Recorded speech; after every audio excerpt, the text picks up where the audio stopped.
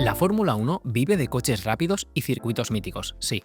Pero seamos sinceros, lo que de verdad nos engancha de este deporte es ver a dos pilotos peleando durante la temporada para llevarse el gato al agua a final de año. Y son estas rivalidades de las que también vive este deporte. Desde los años 50, con aquel duelo entre el talento puro de Juan Manuel Fangio y la ferocidad de Alberto Ascari, quedó claro lo que la afición quería, a dos gigantes peleándose por el mundial. En los 60, el contraste fue brutal. Jim Clark, el granjero con un talento increíble, se enfrentó a Graham Hill, el currante metódico que le robó el título del 62 porque al Lotus de Clark se le aflojó un mísero tornillo. En los 70, la locura llegó con Hunt y Lauda, el sex symbol frente a la metodología austríaca, en un mundial del 76 que tuvo fuego, una reaparición épica y lluvia. El título se decidió por un solo punto. Si hablamos de los 80, podríamos mencionar la traición de Pironi a Villeneuve o la guerra política FISA a Foca, pero bueno, para eso ya sabéis que tenéis el capítulo 6 de la primera temporada que podéis ver en el canal. Si me aclaro de cómo ponerlo, os dejo por aquí el enlace, si no está en la descripción. Bueno, después de los 80 y el nacimiento de aquí el que os habla, llegaron los 90 y el guión nos trajo a un joven Michael Schumacher haciéndose hueco. Primero lo hizo contra Damon Hill en el 94, 95 y 96. Y más tarde, a final de la década, lo hizo con Mika Häkkinen, regalando los momentos de infarto como aquel adelantamiento en Spa 2000 con Ricardo Zonta en primera fila de palomitas escuchando cómo la música del monstruo final se acercaba por detrás. Al cruzar el milenio, un asturiano llamado Fernando Alonso destronó al Kaiser, justo antes de enzarzarse en la guerra civil de McLaren en 2007 contra un novato llamado Lewis Hamilton. Después nos metemos de lleno en la era híbrida, Hamilton y Rosberg pasando de amigos a enemigos íntimos, o ese reciente Hamilton contra Verstappen que terminó en la locura de Abu Dhabi 2021, con medio planeta discutiendo aún si fue un carrerón o un atraco. Cada época ha tenido su pareja de baile, pero preguntes a quien preguntes, todas las listas desembocan en la misma rivalidad: Ayrton Senna contra Alain Prost. Entre el 85 y el 93 se lo repartieron casi todo. Dividieron al paddock en dos religiones y decidieron mundiales chocando en Suzuka. Y aquí entra mi parte. Como sabéis, Senna es uno de mis dos pilotos favoritos junto a Damon Hill, por eso mi casco lleva negro de Damon Hill y el amarillo de Senna.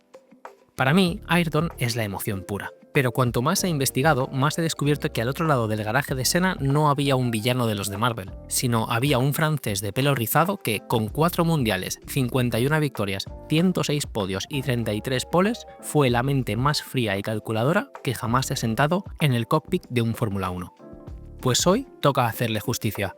Vamos a olvidar el mito del malo de la película y descubrir al profesor, el que convirtió las carreras en una partida de ajedrez, que sacó lo mejor y lo peor de Senna y que descubrió, a las malas, lo caro que salía intentar construir el Ferrari francés. Bienvenue dans la vie d'Alain Prost. Nacido en 1955, Alain venía de una familia modesta. Su padre, André, fabricaba muebles y su madre, Marie-Rose, le crió en un ambiente de trabajo duro y disciplina. Por aquel entonces, el pequeño Alain no soñaba con ruedas, él soñaba con un balón, era un friki del fútbol. Y si os preguntáis el porqué de esa nariz tan característica, no busquéis explicaciones complicadas. Alain se la rompió varias veces entre el fútbol y haciendo lucha libre. El clic que cambió la historia del deporte llegó en 1970. Durante unas vacaciones familiares cerca de Cannes, había una pista de karts de feria. Alain se subió a uno de ellos a pesar de tener un brazo escayolado. Lo que sintió lo descubrió años después como un trueno en la cabeza. Volvió a casa obsesionado. Se apuntó al club Rive de Gier y se pasó las tardes ahorrando cada franco para poderse comprar un chasis y un motor de segunda mano. Para financiar su carrera, Prost no tiró de billetera familiar, sino de ingenio. Se convirtió en un mecánico autodidacta afinando motores para sus propios rivales. Esa grasa bajo las uñas fue la que le dio un entendimiento técnico que ningún otro piloto de su generación ha tenido. Su ascenso fue meteórico, pero con un estilo que ya empezaba a descolocar a los puristas. Christopher Hilton y otros testigos de la época coincidían. No era el más espectacular, no iba dando bandazos ni derrapando en cada curva. Prost leía las carreras como un ajedrecista, anticipándose 2 o 3 jugadas o curvas al resto. En la escuela Renault Elf Winfield, en Paul Ricard, dio una lección de psicología que define su carrera. Se guardó un margen de seguridad deliberado en las primeras tandas, escondiendo su verdadero potencial. Solo enseñó su mano cuando llegó la hora de jugarse de la beca y el cielo se abrió. Bajo la lluvia, cuando las revoluciones subieron, Prost fue medio segundo más rápido que todos. A partir de ahí fue todo rodado. En 1976 ganó 12 de las 13 carreras de la Fórmula Renault francesa y en 1979 ya era el rey de la F3 europea, ganando incluso en Mónaco. Ese éxito hizo que McLaren y Marlboro llamaran a su puerta con una oferta que cualquier otro había aceptado a ciegas: debutar ya de ya en el Gran Premio de Watkins Glen en 1979, con un tercer coche. Pero aquí es donde Prost demostró que estaba hecho de otra pasta. Rechazó el regalo. Argumentó que no conocía el circuito ni el coche y que no iba a tirarse a la piscina sin un test previo. Decirle que no a McLaren con 24 años era una locura, pero este detalle frío y calculador nos decía todo lo que necesitábamos saber sobre el hombre que estaba a punto de cambiar la Fórmula 1 para siempre. Después de darle muchas vueltas a varias ofertas, Prost decidió que su primer pinito en la Fórmula 1 iba a ser con McLaren en 1980, compartiendo garaje con el veterano John Watson. Y vaya que sí dejó huella. En su carrera de debut en el Gran Premio de Argentina, cruzó la meta en sexta posición para llevarse su primer punto. Ojo, porque en los años 80 que un novato puntuara el día de su debut era algo rarísimo, y más cuando antes, como ya sabéis, solo puntuaban en los 6 primeros. Durante ese primer año el francés logró rascar puntos aquí y allá en 4 grandes premios, demostrando una madurez y una lectura de las carreras muy madura para el chaval recién llegado a la parrilla. Pero el sueño no tardó en convertirse en una trampa mortal sobre ruedas llamada McLaren M29, un chasis que literalmente se caía a pedazos. Prost no solo sufría la falta de fiabilidad, sino que se jugaba el tipo en cada curva. En Kyalami, uno de los brazos de la suspensión colapsó y se rompió la muñeca, y en Watkins Glen otro fallo mecánico lo mandó contra las protecciones, provocándole una fuerte conmoción cerebral. La respuesta de la cúpula de McLaren: en lugar de admitir que habían fabricado un mal coche, tuvieron las narices de culpar el estilo de pilotaje de Prost por romper las piezas. Indignado y sin ganas de aguantar tonterías, Alain activó una cláusula de escape, dio un portazo en Woking y firmó para 1981 con el equipo de su casa. El salto a Renault en 1981 fue literalmente el sueño del nacionalismo francés. Chasis francés, motor turbo francés, neumáticos Michelin, gasolina Elf y por fin un piloto francés. Y para que el guión de la película fuese perfecto, su primera victoria en la máxima categoría llegó ese mismo año en casa, en el Gran Premio de Francia en Dijon. A ese triunfo le siguieron rápidamente Zandvoort y Monza. Durante los siguientes años, Prost exprimió el coche al máximo, llegando a la temporada 1983 peleando por el título hasta la última carrera contra Nelson Piquet y su excompañero René Arnoux. Hasta aquí, todo parecían portadas de revistas y sonrisas, pero detrás de tanto brillo nacionalista se escondía una auténtica pesadilla corporativa. En Renault, la burocracia pesaba más que cualquier pieza del coche. Para que os hagáis una idea del nivel de frustración, Prost llegó a abandonar hasta en 9 carreras que iba liderando por culpa de un fallo en un motor eléctrico sencillísimo. ¿Y por qué no lo cambiaban? Pues por sus santas narices. Desde el garaje, los mecánicos y el propio Alain suplicaban cambiar el motor a uno fabricado por un proveedor más fiable y más resistente que el que fabricaba Renault, pero la cúpula directiva se negaba en rotundo a meter ninguna pieza no Renault en un coche que querían vender al mundo como un producto francés 100%, más francés que la guillotina. Esa rigidez y ese orgullo corporativo alcanzaron su punto más doloroso en el desenlace de 1983. En el box de Renault sabían perfectamente que la gasolina que usaba el Brabham BMW de Piquet en la recta final del campeonato iba vitaminada más allá de lo legal. Tenía un octanaje altísimo y aditivos para mejorar la detonación. Sin embargo, los ejecutivos del equipo francés decidieron no presentar ninguna protesta formal para evitar una guerra abierta entre grandes fabricantes. Prost acabó perdiendo el título en la última cita en Kyalami. ¿Adivináis por qué? Exacto, rompió de nuevo el maldito turbo. Llegados a este punto os preguntaréis cuál fue la respuesta de Renault. Pues despedir a Prost. Le acusaron de criticar al todopoderoso constructor en la prensa y por eso usaron al piloto francés como chivo expiatorio, culpándolo así del fracaso nacional. Aquella traición institucional, cruda y por la espalda, le grabó a fuego la lección definitiva en su carrera a Alain. En la Fórmula 1 o controlas la política del equipo o la política te pasa por encima. Y con esta nueva mentalidad, mucho más fría y calculadora, hizo las maletas y emprendió el camino de vuelta a Inglaterra. Alain volvía a McLaren. Ron Dennis lo repescó para 1984 y lo emparejó en el garaje con Niki Lauda, que había vuelto de su retiro ya en 1982. Aquella temporada, como muchos sabéis, la acabó ganando el austríaco por la diferencia más ajustada en la historia, medio punto, 72 frente a los 71,5 de Prost. Pero Alain siempre ha defendido sin una gota de rencor que aquel año de derrota fue su verdadera universidad, donde aprendió de verdad. Lauda era un tipo brutalmente pragmático. Pasaba olímpicamente de las poles y las estadísticas y dedicaba todos los entrenamientos libres a rodar hasta arriba de gasolina, afinando el ritmo de carrera y sin sentir apego ninguno por el sábado y la pole. Prost asimiló este sistema Lauda y, como buen alumno, lo llevó un paso más allá. Dejó de obsesionarse con el límite suicida a una vuelta y se centró exclusivamente en el domingo, convirtiendo la gestión de neumáticos y el consumo de combustible en una auténtica obra de arte. Por ello, cuando hablamos de este análisis técnico en esta época, el protagonista no es el coche, sino el propio Alain. John Barnard, el ingeniero que diseñó estos McLaren, contaba que nunca había visto a nadie separar tan bien lo que hacía el chasis de lo que hacían los neumáticos. Prost era capaz de decirle en 10 vueltas si un compuesto iba a aguantar toda la carrera. Brian Hart lo resumía perfecto. Prost tiene la carrera entera en la cabeza a partir de la vuelta 15, el resto solo ve la siguiente curva. En su autobiografía, Alain lo explicaba con una frase muy suya: cuando parezco rápido es que voy mal, cuando parezco lento es cuando soy rápido porque voy suave. Fue esta capacidad de procesamiento en tiempo real lo que desquiciaba a sus rivales y fascinaba a sus aliados. Pierre Dupasquier, jefe de Michelin, alucinaba viendo cómo Prost se sacaba de la manga estrategias en plena carrera que dejaban en ridículo a los ordenadores. De hecho, fue él quien lo bautizó definitivamente como el profesor. La culminación llegó por todo lo alto en 1985 y 1986, cuando conquistó sus 2 primeros títulos del mundo, convirtiéndose de paso en el primer piloto desde el mítico Jacques Brabham en enlazar 2 mundiales consecutivos y el primer francés en hacerlo en la historia. Su enfoque era tan fríamente metódico que a veces lograba desesperar hasta el mismísimo Ron Dennis. Hay anécdotas maravillosas, como la del Gran Premio de Bélgica en Spa en 1985, donde el jefe le pedía desde el muro que arriesgara para llevarse la victoria. ¿Y qué hizo Prost?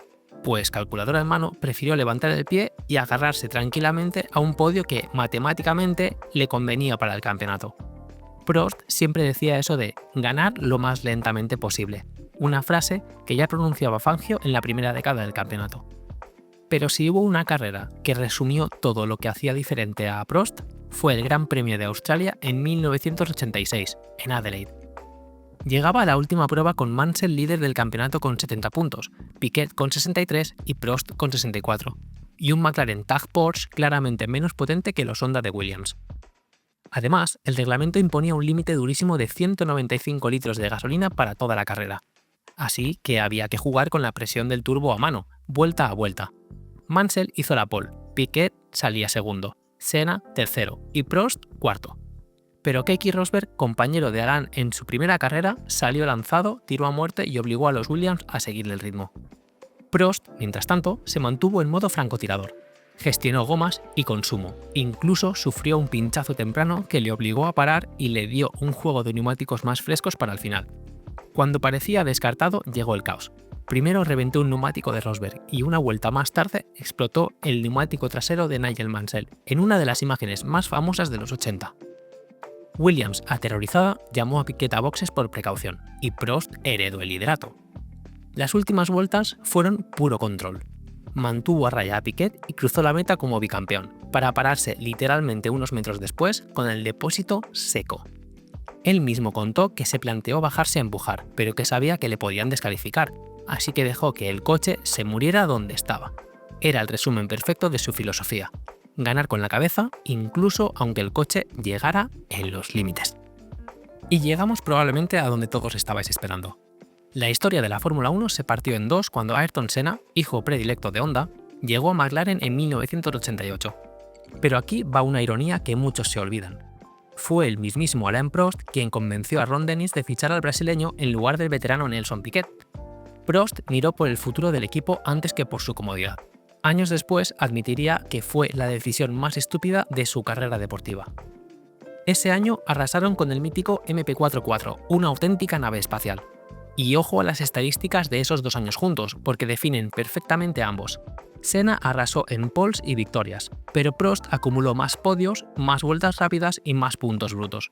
De hecho, en el 88, Prost sumó 105 puntos frente a los 94 de Ayrton, pero el brasileño se llevó el título por la vieja regla que obligaba a descartar resultados y contar solo los 11 mejores. La tensión no tardó en explotar. En el Gran Premio de Portugal, Senna arrinconó deliberadamente a Prost contra el muro de boxes a casi 300 por hora. Alain confesó que Ayrton le daba miedo porque en pista era capaz de hacer cualquier cosa por ganar. Pero el punto de no retorno llegó en Imola 1989. Ambos tenían un pacto. El primero en llegar a la curva Tosa tras la salida mantenía el liderato.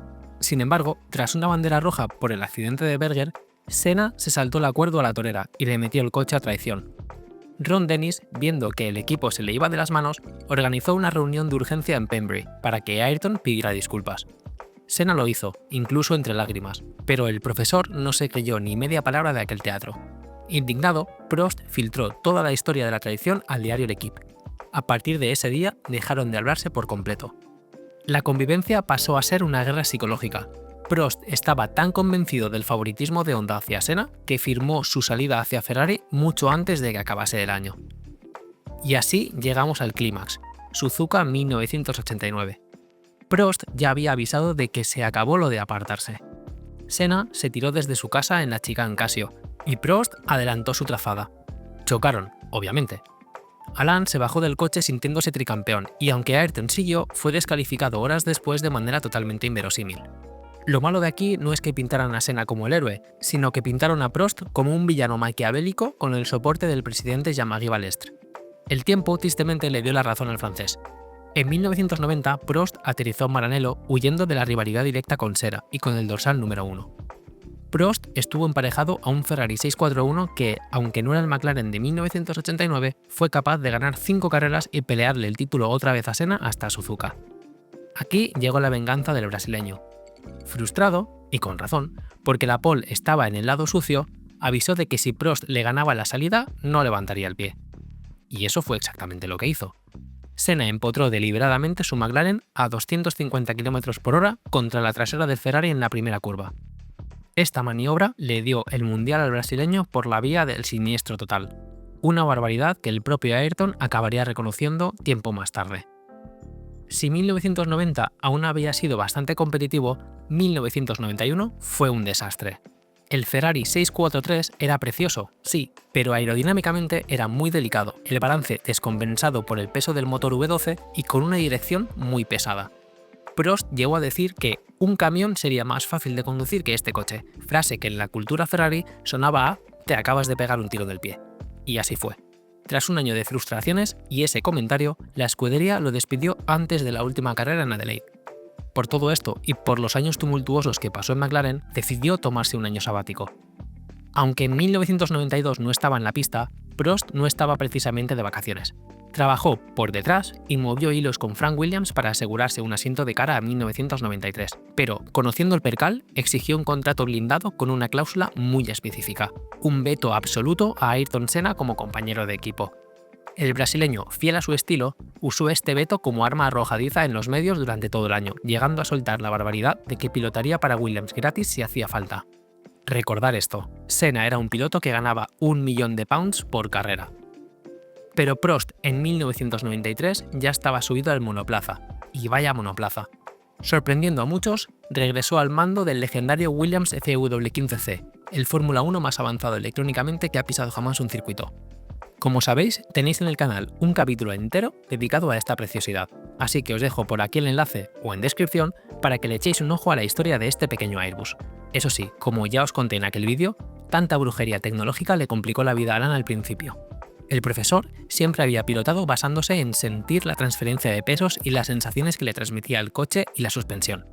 Y de repente se encontraba con un coche de suspensión activa que anulaba ese tipo de sensaciones y le exigía una confianza ciega en los ordenadores del coche. Para domar a la bestia fue clave la ayuda de su compañero Damon Hill, que venía de ser el piloto probador del sistema y le sirvió a Prost como traductor entre la electrónica y el asfalto. Una vez que entendió el coche, Prost hizo lo que mejor sabía hacer: ganar a lo campeón. Se llevó 7 de las primeras 13 carreras, aseguró su cuarto título mundial en Estoril con margen de sobra y se retiró por la puerta grande, coronándose además como el nuevo poseedor del récord histórico de victorias. Pero si nos tenemos que quedar con una imagen de aquel 93, es sin duda la que ya os dije, el podium de Adelaide. Senna ganó con McLaren y, en un gesto que pasó a la historia, tiró del brazo de Prost para que subiera con él al escalón más alto del podio. Después de tanta guerra, tanta política y tantos años al límite, los dos titanes compartieron por fin un momento de paz. Este era el cierre perfecto a una carrera de leyenda. Tristemente, en 1994, y tras escuchar la voz de Ayrton diciéndole que le echaba de menos, su gran archienemigo y amigo falleció en Imola mientras él comentaba la carrera para la televisión francesa. Nada más retirarse, Prost no desapareció del mapa. Como digo, comentó carreras, colaboró con marcas y, sobre todo, recuperó una vieja espina, la del gran proyecto francés que no había podido culminar con Renault. En 1997 compró Ligier, la rebautizó como Prost Grand Prix y la instaló cerca de París con la idea de hacer una estructura totalmente nacional: coche francés, motor francés y pilotos franceses. El arranque fue mejor de lo que muchos esperaban. Con el chasis JS45 heredado de Ligier, motor Mugen Honda y Olivier Panis al volante, el equipo sumó un quinto en Australia, un podio en Brasil, otro segundo en España y un cuarto puesto en Mónaco. De hecho, a mitad de 1997, Panis iba tercero del Mundial de Pilotos. Pero todo se hundió en Canadá. Un fallo en la suspensión trasera lanzó a Panis contra el muro, fracturándole las dos piernas y cortando en seco la progresión del proyecto. A partir de 1998 llegó la parte dura. Se firmó un acuerdo exclusivo con Peugeot y el V10 francés resultó pesado, falto de potencia y poco fiable. Esa losa en la parte trasera impedía jugar con el lastre como hacían otros equipos y penalizaba la aerodinámica. Al mismo tiempo, la relación con Peugeot se envenenó cuando cada parte empezó a culpar a la otra por los resultados. Ya sabéis, la burocracia otra vez por encima de todo. Hubo destellos, claro. El podio de Jarno Trulli en el Gran Premio de Europa en 1999 es el que me viene a la cabeza. Pero la tendencia a la baja era clara. Como veis, en el 98 solo sumaron un punto, en el 99, 9 y en el 2000 se quedaron a 0, con un AP03 tan poco fiable que llegaron a romper decenas de motores en una sola temporada.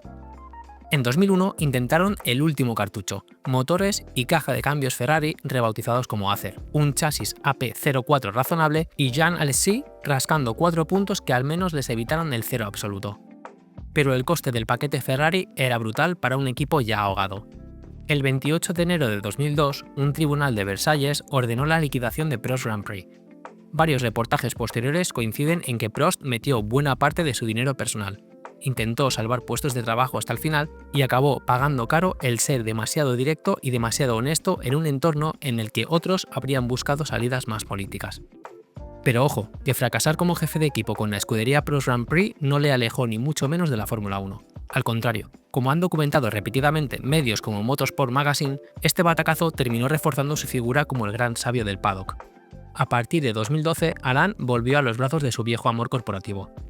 Empezó colaborando como embajador y consultor, y fue una pieza clave entre bambalinas para que la marca del rombo volviera como equipo oficial en 2016, en plena explosión de la era turbohíbrida. Para 2017, la cúpula directiva lo presentó formalmente como consejero especial, dándole un asiento en la mesa junto a Cyril Abiteboul. Básicamente, Renault buscaba que Prost fuera para ellos exactamente lo mismo que Niki Lauda era para Mercedes, una leyenda viva que aportase una perspectiva real de las carreras frente a tanta burocracia. Y como la mente del profesor no puede quedarse quieta, también se metió de lleno en la Fórmula E, primero con la estructura de Renault E-Dams y luego con Nissan. ¿Y adivinad qué hizo allí? Exacto, siguió aplicando sus obsesiones enfermizas de siempre: el cálculo del consumo, la eficiencia y la gestión milimétrica de la energía. La única diferencia es que ahora contaba kilovatios de batería en lugar de gasolina. Como ya sabemos, esta idílica relación terminaría enfriándose y saltando por los aires con la reestructuración de Alpine y la llegada de Logan Rossi en 2022. Pero incluso el día que dio el portazo final para alejarse del organigrama, Alain dejó una cosa muy clara: su respeto y lealtad siempre estarían con los currantes y mecánicos de las fábricas de Enston y Viry, muy por encima del politiqueo barato de los despachos. Hoy, Alain todavía ve la Fórmula 1, pero alejado del asfalto y desde la comodidad de su hogar. Es imposible cerrar este capítulo pasando por alto lo más evidente. No se puede entender a Alain Prost sin Ayrton Senna, y viceversa. Durante años, especialmente entre el 89 y el 92, se odiaban con toda su alma, se bloquearon en la pista, se destrozaron en los despachos y manipularon a la prensa a su antojo. Pero al mismo tiempo se empujaron mutuamente a un nivel de excelencia que jamás habrían alcanzado por separado. Lo que la mayoría olvidan es lo que pasó cuando las cámaras dejaron de buscar morbo. Tras la retirada de Prost en 1993, todo cambió. Senna, huérfano de su mayor rival, empezó a llamarle por teléfono. Hablaban de seguridad, de política e incluso de montar una asociación de pilotos.